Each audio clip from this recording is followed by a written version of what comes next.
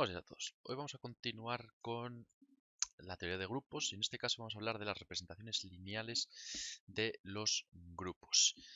Bueno, esto es importante porque antes ya hemos revisado un poquillo qué era todos los conceptos iniciales de grupos, pero vamos a ver qué podemos hacer para trasladar nuestros grupos a espacios vectoriales y poder trabajar en dichos espacios vectoriales, ¿no?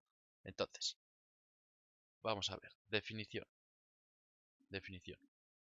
Diremos que sea G un grupo, sea G un grupo y V un espacio vectorial, un espacio vectorial,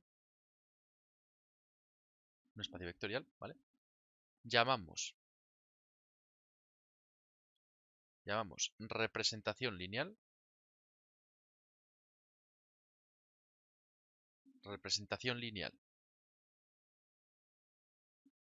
del grupo G de G en el espacio V, ¿vale? Al, al homomorfismo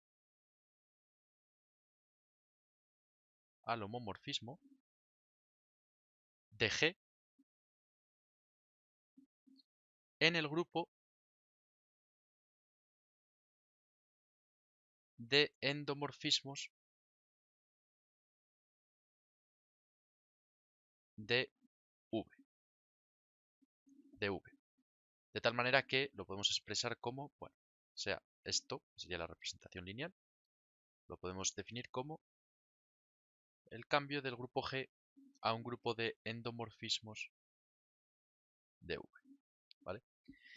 Si D, que es nuestra representación lineal, es isomorfa, es un isomorfismo, diremos que es fiel y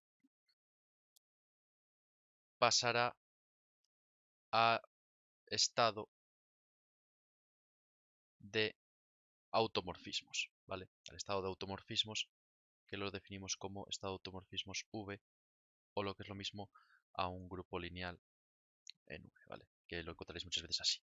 Bueno, vamos a explicar un poco qué es esto. Vamos a ver, nosotros tenemos un grupo G y en el grupo G ya sabéis que teníamos pues distintos Gs pequeños, ¿vale? Nosotros tenemos un grupo G con distintos elementos de G. Bien, lo que dice la representación lineal es que queremos pasar estos elementos del grupo G, o sea, este grupo G entero, a un espacio vectorial, bueno, no sé por qué lo he dibujado así, puede ser de cualquier dimensión, a un espacio vectorial para poder trabajar con ello de manera un poco más adecuada, ¿vale? Entonces, lo que hacemos es llamar representación lineal de G en V al homomorfismo, que recordemos que anteriormente habíamos visto lo que era un homomorfismo, los homomorfismos de grupos, ¿vale? Justo lo hemos visto en el capítulo anterior, al homomorfismo de G en el grupo de endomorfismos de V. ¿A qué me refiero con el grupo de endomorfismos de V? Si esto es V, ¿vale? Si esto es el espacio vectorial V, si nosotros cogemos una aplicación que vaya de V en V, es decir, cuando hablo de aplicación que vaya de V en V, me refiero a una aplicación que lo que haga es ir de un mismo espacio o entorno al mismo espacio o entorno, es decir, de V en V, no pasa de V a R, ni de V a L, ni de V a nada, es decir, los endomorfismos se definen como precisamente esas aplicaciones que trabajan siempre en el mismo espacio, en el mismo concepto algebraico, por decirlo de alguna manera, ¿vale? En este caso, si nosotros tenemos una aplicación f que va de v en v, pues, vale, nosotros aquí tendremos un vector, el que sea, que nos dará otro vector, el que sea, pero los dos vectores estarán en nuestro espacio vectorial v, ¿vale? Entonces estos son endomorfismos.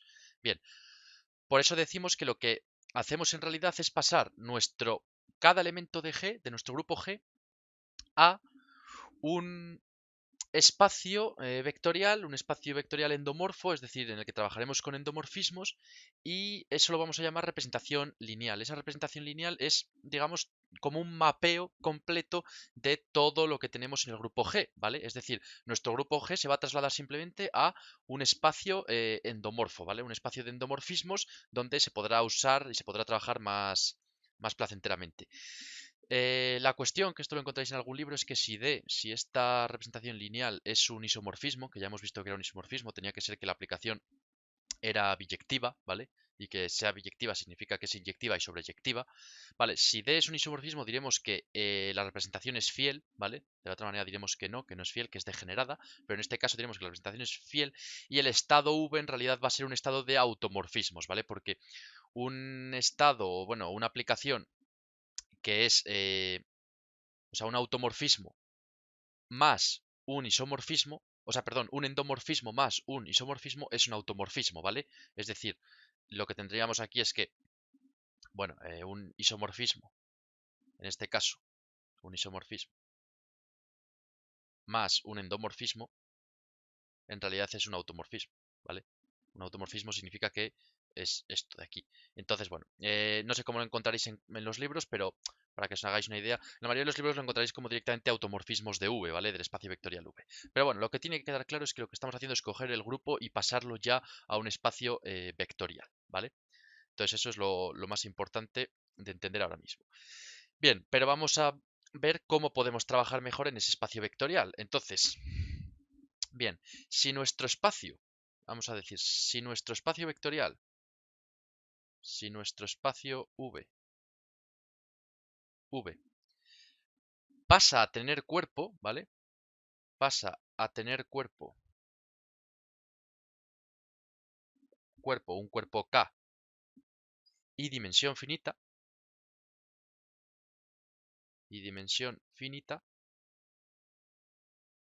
¿vale? Podemos elegiremos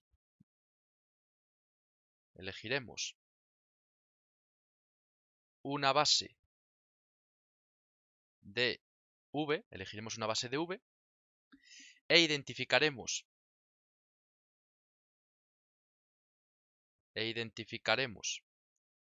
a todos esos operadores lineales que estaban dentro de este grupo, ¿vale? E identificaremos todo este grupo G de este grupo lineal, ¿no? Este grupo lineal en V, que es todo un grupo de operadores lineales, ¿vale? Porque estamos diciendo que estamos pasando cada elemento de un grupo a un espacio vectorial lineal, ¿vale? O sea, cada elemento de ese grupo pasa a tener un operador en concreto de ese grupo vectorial. Entonces, si nuestro espacio V pasa a tener cuerpo K y dimensión finita, elegimos una base de V e identificamos este grupo, que antes era pues un grupo lineal de V sin más, como lo identificamos como un grupo lineal con dimensión n y cuerpo K. Y esto es el grupo de, de las n por n matrices, invertibles en K. Vale, ¿esto qué quiere decir? Esto quiere decir que nosotros, cuando hemos pasado al principio nuestro grupo a un espacio vectorial lineal de automorfismos en V, nosotros, bueno, pues eso, teníamos un espacio infinito y lo pasábamos ahí y ya está. Digamos que todo es un poco abstracto. Pero si ya pasamos a tener un espacio vectorial con un cuerpo K, ¿qué significa cuerpo K? Cuerpo K, en este caso lo vamos a identificar con los números o complejos o reales, ¿vale? El cuerpo K es cómo identificamos esos números que hay en el espacio vectorial como complejos o reales, ¿vale? Eso es el cuerpo. Cuando pasa a tener cuerpo K, y dimensión finita, es decir, ya tiene una dimensión finita, podemos elegir una base de V y entonces ya pasamos de tener un grupo, digamos, lineal vectorial un poco abstracto a tener ya un grupo con una dimensión n concreta y con un cuerpo K concreto. Y ese grupo de esos operadores lineales, que antes eran pues operadores lineales sin más, ahora pasa a ser un grupo de n por n matrices invertibles en K. Entonces ahora lo que tenemos es un grupo vectorial, mm, un grupo vectorial de n por n matrices que son invertibles en K, bueno, con todas las propiedades normales de las matrices. Es decir, ahora lo que estamos haciendo ya es identificar cada elemento de G con una matriz en el grupo vectorial lineal de esto, de automorfismos en V, ¿vale? Ya, esa es la idea más cualitativa. Ya pasamos de tener un elemento de G a una matriz en el grupo GL, ¿vale? Y estas matrices, ¿vale? Esto se puede expresar siguiendo la siguiente propiedad, en la que tenemos la representación lineal de un elemento de G, ¿vale? Que la podemos multiplicar por la base, donde este EI, digamos, vamos a decir que EI, bueno, que más que EI, perdón, vamos a decir que, bueno, sí, que nuestro EI coge los i's desde 1 hasta n, que es la dimensión total, ¿no? Es la dimensión total de nuestro espacio vectorial. Estos son los vectores de la base, ¿vale? Esta es nuestra base. Entonces, nuestro operador, nuestra representación lineal de ese elemento de G en esa base, lo que va a hacer va a ser coger todo un sumatorio de esa base y lo va a multiplicar por esta de G, que esto ya viene a ser una matriz con filas J y columnas is. Se entiende que aquí hay una suma implícita, ¿vale? Se entiende que aquí esto es una suma implícita de este J, se entiende que es una suma implícita de los 1 hasta n, ¿vale? De los 1 hasta n. Esto se entiende como una suma implícita. Ahora veremos un ejemplo, ¿vale? Para todos los Gs pertenecientes a la G y con todos los Is de 1 hasta n, que son las dimensiones del espacio vectorial. ¿Esto qué quiere decir? Que con nuestra representación lineal, cuando ya le aplicamos una base, lo que nos otorga es la matriz de ese elemento G en ese espacio, ¿vale? Pero para eso tenemos que sacar una base. Por ejemplo, vamos a coger un ejemplillo, que esto siempre se ve mejor con ejemplos, ¿vale? Esto siempre se ve mejor con algún que otro ejemplo. Ejemplo. Vamos a coger el grupo diedral 2, ¿vale? El grupo diedral 2 es el grupo que viene dado por la matriz identidad, bueno, la matriz identidad, perdón, el elemento identidad, mejor dicho. El elemento H, que es el de rotación, el de traslación, perdón, alrededor, el de... Sí, no, el de traslación no. El de... el de simetría, perdón, en el eje X, ¿vale? El H es el de simetría en el eje X, el de reflexión, quería decir, el de reflexión, ¿vale?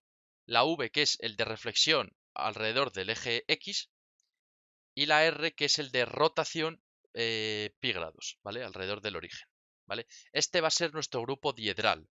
Bien, para verlo de manera más cualitativa, ¿vale?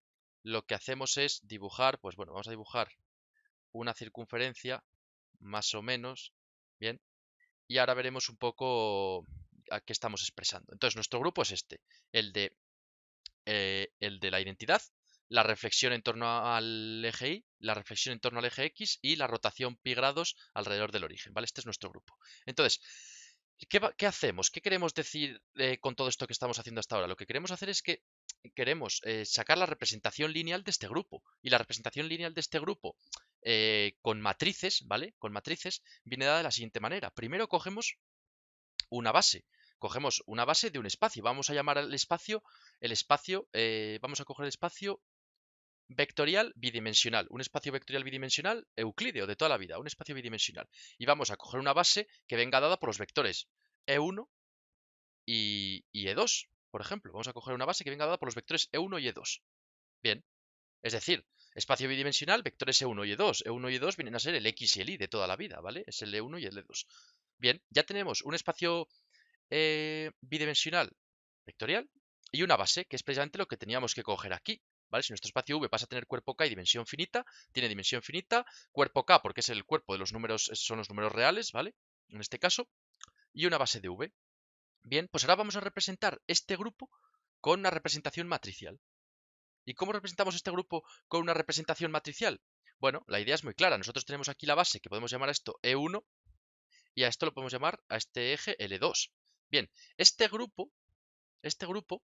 de manera general, lo único que he dicho es que esto es la unidad, la reflexión en torno al eje Y, la reflexión en torno al eje X y la rotación pi grados. Claro, esto se ve claramente qué es lo que pretendemos hacer con este grupo cuando vemos estos ejes. Si el eje E1 le aplicamos la identidad, pues se va a quedar así. Si al eje E1 o a este grupo le aplicamos la traslación, siempre digo la traslación, le aplicamos la reflexión alrededor del eje Y, pues lo que va a hacer esto va a ser moverse, trasladarse en la otra dirección, ¿vale? O sea, es decir, si cogemos aquí el eje Y, que será este vector E2, y lo que hacemos es la reflexión, pues este E1 hará así. Si es la reflexión alrededor del eje X, pues hará que el E2 se vaya para el otro lado. Y esta que es la rotación de pi grados hará que todo esto rote pi grados. O sea, pi radianes, perdón, no pi grados. Entonces, parece claro qué es lo que queremos hacer. Parece claro que teniendo este grupo diedral 2, lo que queremos hacer es sacar las representaciones matriciales de cada uno de estos elementos del grupo diedral 2. Y las representaciones matriciales, bueno, ya muchos intuiréis qué tipo de representaciones matriciales van a ser. Van a ser representaciones matriciales que aplicándolas a estos vectores, lo que nos ofrezcan son sus correspondientes traslaciones o rotaciones, ¿vale? Entonces, una vez que tenemos esto, lo único que vamos a hacer es aplicar esta fórmula de aquí. ¿Cómo vamos a aplicar esta fórmula de aquí? Bueno, lo que vamos a decir es, bien, tenemos, vamos a empezar, por ejemplo, con la identidad, o bueno, me da igual, con la identidad, sí, con el E, que es el más sencillito. Bien, vamos a coger y vamos a decir, nuestra representación lineal del elemento E, que es del grupo, del elemento E que es del grupo, la queremos aplicar al vector E1, ¿vale? Y esto lo que nos va a dar va a ser pues un vector E1 distinto. Nos va a dar un vector E1 distinto, ¿vale? Entonces, ¿qué tenemos aquí? Bueno, aquí tenemos la suma implícita. Recordemos que esto es la suma implícita en todos los vectores. Por tanto, vamos a tener el E1 por D, que va a ser, esto va a ser las coordenadas de esa matriz, donde aquí tendremos la J, que la J en este caso, como tenemos aquí 1, va a ser de momento 1, porque aquí tenemos el 1, va a ser 1. Y el I va a ser este I de aquí, que esto va a ser la fila. Entonces esto va a ser perdón, fila columna, esto va a ser la columna, que esto va a ser el i correspondiente a este i de aquí, es decir, 1. Como es una suma implícita, también tenemos que sumarlo en el otro vector de la base, que es E2. Y esto lo tenemos que multiplicar por su correspondiente fila y columna de la matriz, de G, que es la que queremos sacar. Entonces aquí lo que tenemos es de la fila J, en este caso va a ser 2, y la columna va a seguir siendo 1 porque la tenemos aquí, que es 1.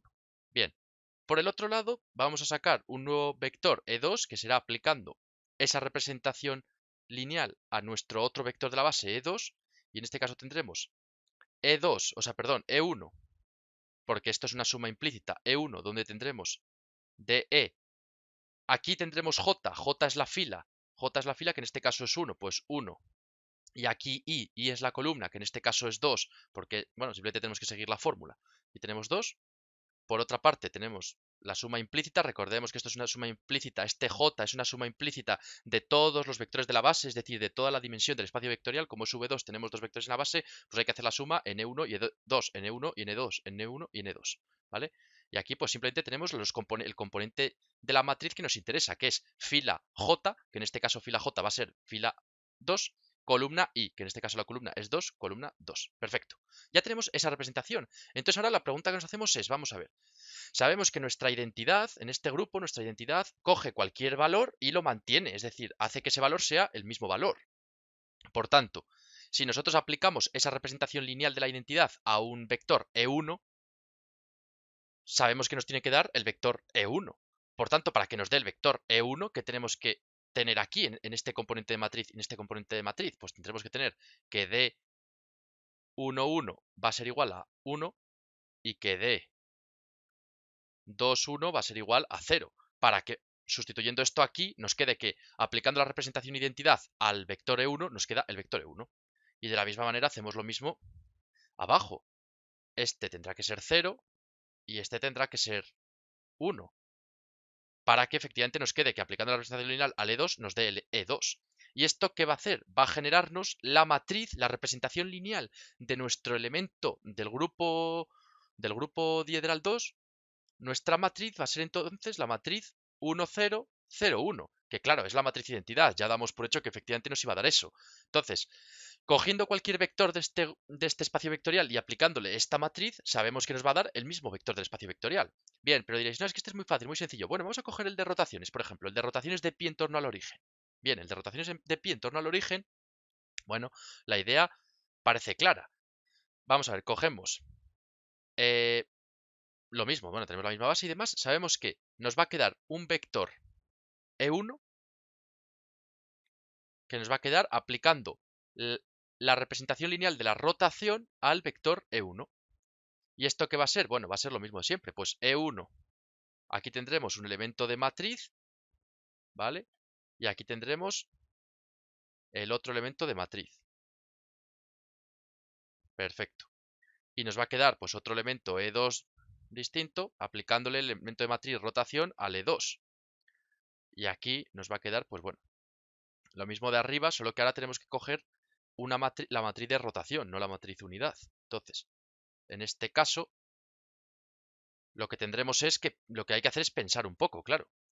Pensar un poco porque la cuestión es que aquí nosotros ya sabemos qué es lo que nos tiene que dar, por eso generamos la matriz, es decir, nosotros ya sabemos que la rotación rota pi veces en torno al origen. Entonces, si sabemos que tenemos este vector y este vector, decimos, vamos a ver, si le aplicamos una rotación de pi grados, o sea, de pi radianes, perdonad, en torno al origen a este vector E1, ¿a dónde va a ir este vector E1? Bueno, este vector E1 va a hacer así, pim, pim, pim, pim, pim, pim, pim, pim, pim, pim, pim, hasta caer aquí, porque esos son pi grados. Por tanto, nuestro vector E1 final va a ser este.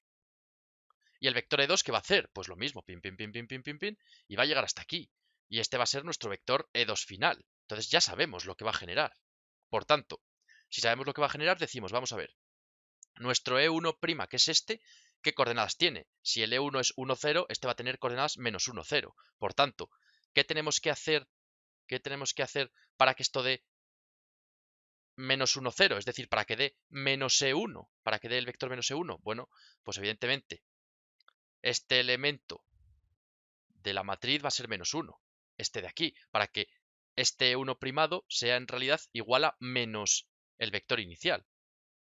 Y luego este otro elemento de matriz va a ser 0, porque cuando le aplicamos la rotación al E1, el E2 no nos lo rota, ¿vale? Pero ahora si le aplicamos la rotación al E2, pues el que no rota es el E1 y el que rota es el E2. Entonces la matriz de rotación nos va a quedar menos 1, 0, 0, menos 1, ¿vale? Queda así. Entonces, vemos un poco cómo funciona esto. Funciona de manera, bueno, muy sencilla, es muy, muy intuitivo esto. Entonces, está claro, ¿no? Bien, bueno, vamos a explicar un par de cosillas más. Y es que vamos a decir que, bueno, tenemos lo que se llama también representaciones equivalentes. Y las representaciones equivalentes vienen a ser, demos por hecho, ¿vale? En representaciones equivalentes, lo que tenemos que hacer es, bueno, si tenemos, por ejemplo, una representación lineal, vamos a llamarla representación lineal, la que hemos llamado antes, DDG, ¿vale? Tenemos una representación lineal y tenemos otra representación lineal que es una primada, ¿vale? Si tenemos estas dos representaciones lineales, ¿vale? Diremos que las representaciones lineales son equivalentes si existe un isomorfismo, ¿vale? Un isomorfismo que vaya desde el espacio vectorial, esta representación lineal está condicionada con el espacio vectorial V y está con el V, diremos que son equivalentes si existe un isomorfismo que vaya desde el V' al V, tal que la representación lineal primada es igual que beta a la menos 1 por la representación sin primar por beta. Esto es básicamente casi un cambio de base, ¿no? Esto ya sabemos que es lo típico como los cambios de base. Bueno, estas representaciones, ¿vale? Estas representaciones, si le asociamos a cada una de estos espacios vectoriales una base, B y B', las representaciones matriciales son equivalentes. Es decir, si dos representaciones lineales son equivalentes, las matriciales también son equivalentes, ¿vale? En ese caso. Una manera de ver si son equivalentes es con una cosa llamada carácter de la representación. Carácter de la representación. ¿Vale? Con el carácter de la representación podemos ver si es equivalente. Y el carácter de una representación, viene dado por este simbolito de aquí y se expresa como la traza de la matriz correspondiente. Si dos trazas de dos matrices asociadas a dos representaciones equivalentes son iguales, o sea, perdón, asociadas a dos representaciones, si las dos trazas de dos matrices son iguales, significa que el carácter es el mismo y significa que son representaciones equivalentes, ¿vale? Significa que son representaciones equivalentes. Que recordemos que las representaciones no son más que ese grupo de, pues, bueno, de automorfismos o si son representaciones matriciales de matrices. Entonces, si dos trazas de dos matrices son iguales, pues entonces sabemos que esas dos matrices tienen el mismo carácter de la representación, ¿vale? Aunque estén, pues, bueno, pues yo qué sé, en otra parte, ¿vale? Si tienen la misma traza, tienen el mismo carácter. Eso es importante, ¿vale? Entonces, bien, bueno, una vez dicho lo que es la representación equivalente, que tiene que cumplir esto, y lo que es el carácter de la representación, si dos representaciones matriciales tienen el mismo carácter, cumple esto, que la traza es la misma, ¿vale? Dicho eso, vamos a pasar a unas últimas cosillas importantes de cara al siguiente vídeo, que vamos a ver los lemas de Schur, ¿vale? Los lemas de Schur y los lemas de Schur, básicamente, y el teorema de la gran ortogonalidad, que es importante, y es que, ¿a qué denominamos representación estable? Esto es importante. Representación estable. O invariante. O invariante. Bien. Bien. Vamos a pensar en una representación lineal, ¿vale? Una representación lineal que actúa en un vector, en un espacio vectorial V. Una representación que actúa en V. Bien. Diremos que el subespacio V1 que está dentro de V es estable o invariante, ¿vale? Es estable o invariante si la representación lineal actuando, la representación lineal, bueno, de G, de cualquier G, ¿vale? La representación lineal actuando sobre un ket que pertenece al espacio V1, ¿vale? Mantiene esto en el espacio V1, ¿vale? Entonces, para cualquier ket V1, o sea, para cualquier ket que esté en el espacio V1. Es decir, ¿qué es un subespacio invariante? Un subespacio invariante es que si cualquier ket que esté en ese subespacio, al aplicarle esa representación lineal a ese ket, mantiene eso en el subespacio, lo mantiene en el mismo subespacio, entonces ese subespacio es invariante, ¿vale? Y un subespacio invariante se llama minimal, que ya vimos anteriormente de otra cosa que era minimal, es minimal si no contiene ningún subespacio invariante más, aparte de los triviales, ¿vale? Minimal si no contiene subespacios estables o invariantes. Aparte de los triviales. ¿Cuáles son los triviales? Pues el mismo y el cero, ¿vale? Entonces, importante.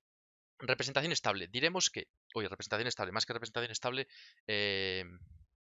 perdón, quería hablar de subespacio estable, no de representación estable, ¿vale? Subespacio estable. Diremos que un subespacio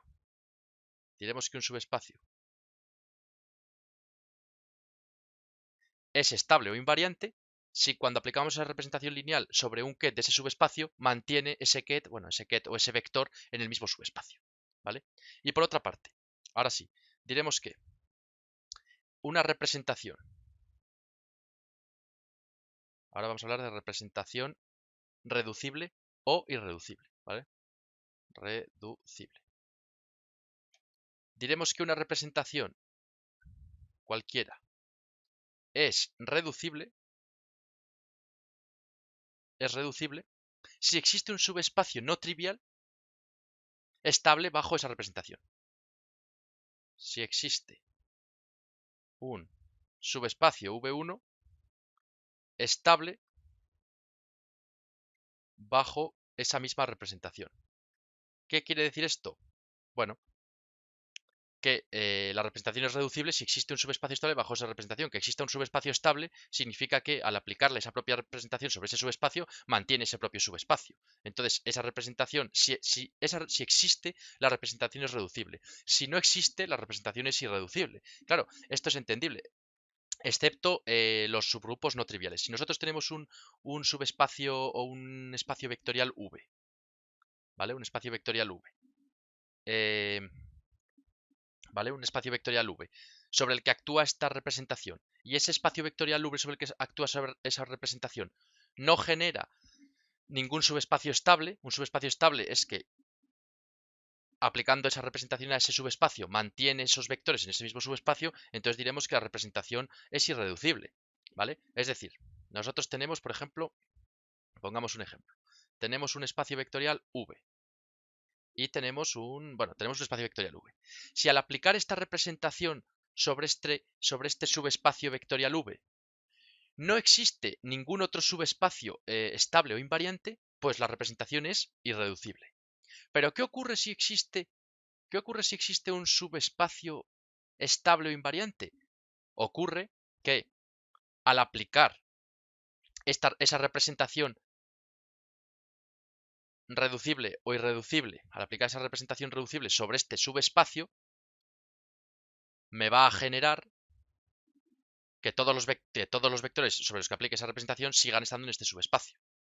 Si la representación es irreducible, no existiría este subespacio, ¿vale? No existiría este subespacio sobre el que al aplicar esa representación al subespacio me genere vectores dentro de ese mismo subespacio. Claro, excepto los triviales, que son el 0 y el propio espacio. Es decir, el propio espacio vectorial ya es un subespacio de su propio espacio vectorial. Y entonces, si aplico una representación, si aplico cualquier representación a un espacio, a su subespacio V, pues claro, me va a dar vectores que estén en ese subespacio V. Por tanto, me va a dar vectores, o sea, me va a dar un subespacio estable, pero el subespacio es el mismo, entonces no cuenta, ¿vale? Salvo triviales que son el mismo y el 0, una representación es reducible si existe un subespacio estable que no sea el mismo o el 0, claro. Entonces es muy importante esto de cara al futuro, saber qué es un subespacio estable o una representación reducible, porque lo veremos más adelante en los próximos vídeos. Entonces, bueno, por hoy yo creo que ya está. Si tenéis cualquier tipo de duda, como siempre, dejadmelo en los comentarios y seguimos con la física.